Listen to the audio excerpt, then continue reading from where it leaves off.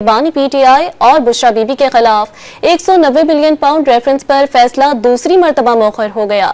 अदालती अमले ने बानी पीटीआई के वकील खालिद यूसुफ चौधरी को आगाह कर दिया।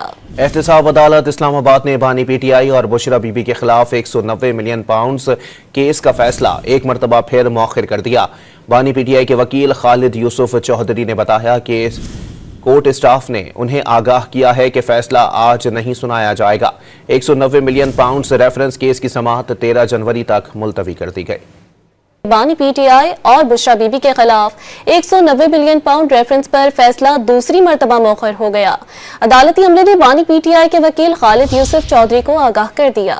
एहतसाब अदालत इस्लामाबाद ने बानी पीटीआई और बुशरा बीबी के खिलाफ 190 मिलियन पाउंड केस का फैसला एक मरतबा फिर मौखर कर दिया।